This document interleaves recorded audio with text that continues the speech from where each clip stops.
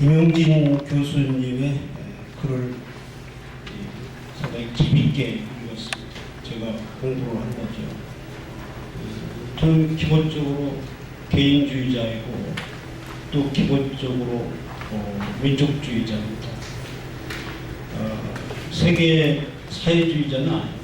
세계주의자도 아닙니다. 제가 지금까지 살아온 입장으로서 개인의 영역에서 집단의 영역, 조직에서의 직업생활, 그리고 지금까지는 민족, 그 역사를 통해서 배운 그 의식밖에 없습니다. 그 이상으로는 아직 진화가 되지 못한, 아직은 인식 수준에서 원시 상태에 있는 그냥 약계의 생존인이라고 이렇게 생각합니다. 저는 임용진 교수님의 그 논리 흐름을 그대로 따로 특별히 임용진 교수님이 말씀해 주신 여러 가지의 그 민족주의라든가 또는 상견주의라든가 결혼에 대해서 질문을 드리고 싶은 생각은 없습니다. 단지 제가 그 글을 읽고 또 발표를 들으면서 제가 생각했던 나름대로의 또 다른 역사의 흐름과 사회인식을 짧은 소견으로 말씀드리고자 합니다. 이런 순서로 말씀드리겠습니다.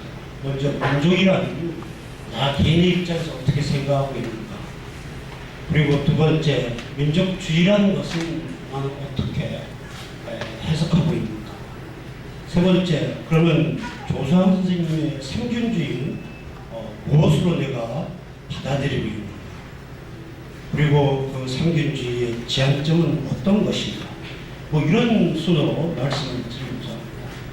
굉장히 내용이 글로 쓰고 발표를 하지 않으면 또 다른 이론이 되고 장시간이 되기 때문에 간단하게 단답식으로 저는 표현을 하겠습니다. 제가 생각하는 민족이라는 것은 시간과 공간 속에서 함께 살아가는 사람들이라고 생각합니다. 그리고 제가 생각하는 민족주의라는 것은 함께 사는 사람들의 생각과 가치의 집대성, 가치의 변화입니다. 근데 이게 이제 조금 더 정착적인 승화된 표현을 한다면 이게 올림피가 되겠죠. 저도 소위 사회학이라는 걸 통해서 과학이라는 것을 하는 훈련을 받은 사람입니다. 한국에서 16년 이상 하고 미국에서 10년 정도의 생활을 통해서 공부는 하기로서는 해볼 때까지 해본 사람입니다. 그런데 제가 대학에서 사회과학 방법론, 특히 조사 방법론을 가르치고 있습니다만 여기서는 인신론이 제일 문제가 돼요. 과학이라면 어떻게 성립이 되는가? 저는 그걸 몰랐습니다. 가르치면서 알았는데 학생들하고 같이 생각하면서 과학자들 사이에 과학의 세계라는 것은 실로 가치, 의미의 합의와 동의입니다. 따라서 과학자들은 같이 합의가 되어 있지 않은 사람들하고는 논의가 되지 않는다는 거죠. 과학은 성립할 수 없다는 거죠. 민족이라는 것도 시간과 공간 속에서 기본 가치를 공유한 사람들만이 집단 생활을 할 수 있는 최상의 가치 조합이고, 그리고 집대성이고, 그것이 키워질수록 국가 부정연맹, 국가체제, 나라체제, 이것이 제도가 되고 이것이 역사가 된다고 이렇게 생각을 합니다. 이 공간과 시간이라는 개념이 같이 예식을 하는데 굉장히 중요하다고 생각합니다. 아까 신만석 교수님께서 굉장히 재밌는 말씀을 많이 해주셨습니다.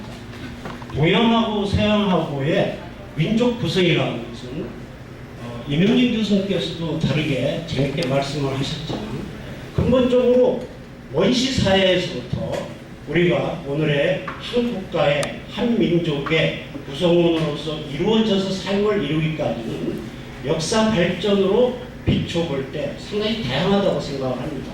첫 번째는 개인의 존재가 있었습니다. 그리고 그것이 우연하게 패밀리가 됐습니다. 커플이 됐어요. 그것이 밴드가 되고 그 다음에 C족이 되고, C족들이 자생을 할 수가 없으니까 부족들이 모여졌고, 그 부족연맹체가 국가를 형성하고 나라를 만들었다고 생각합니다. 근데 역사 발전으로 보게 되면 민족이라는 것은 자생적으로 같은 공간에서 시간을 공유하면서 생성된 가치의 결합체다, 이렇게 볼 수 있지 않는가, 이렇게 생각을 합니다.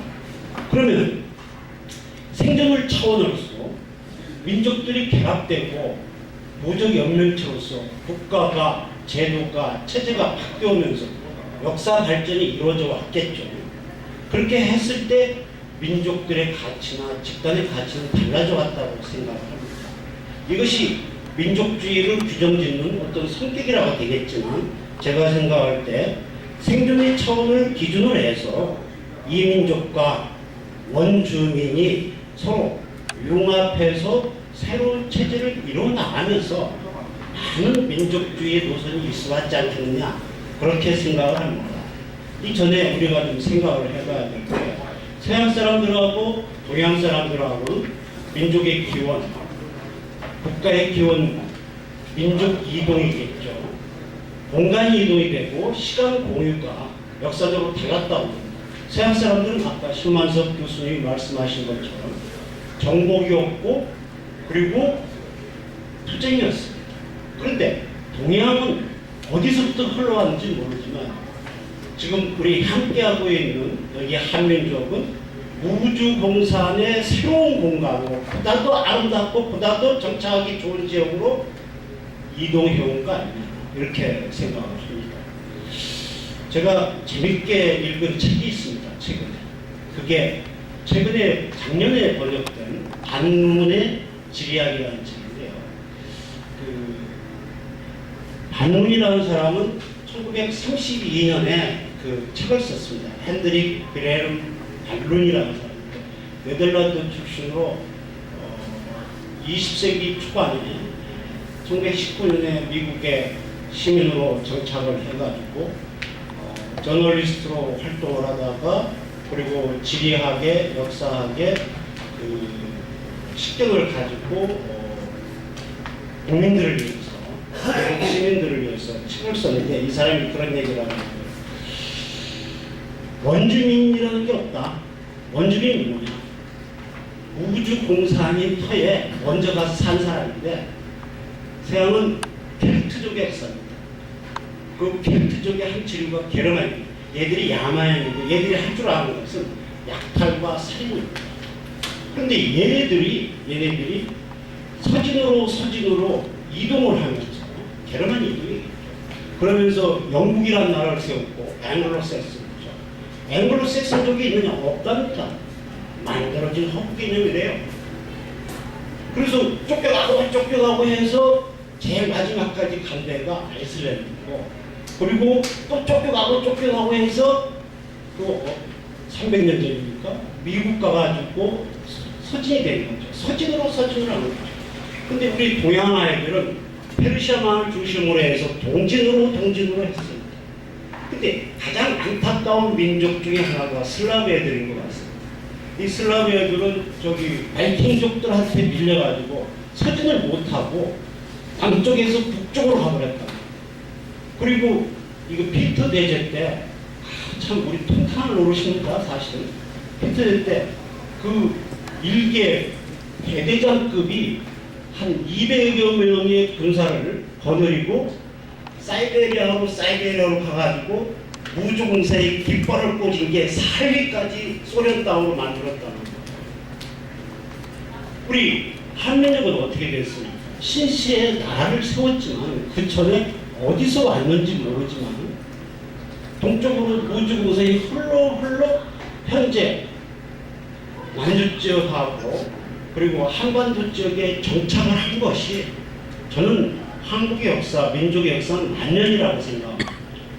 그리고 문자를 가진 게 5,000년이라고 그러지만은 실제로는 개인, 밴드, 패밀리, 시족, 부정연맹 이렇게 돼서 민족주의가 형성되고 지금까지 유지해온 거 아니냐 이렇게 생각합니다. 그래서 제가 생각할 때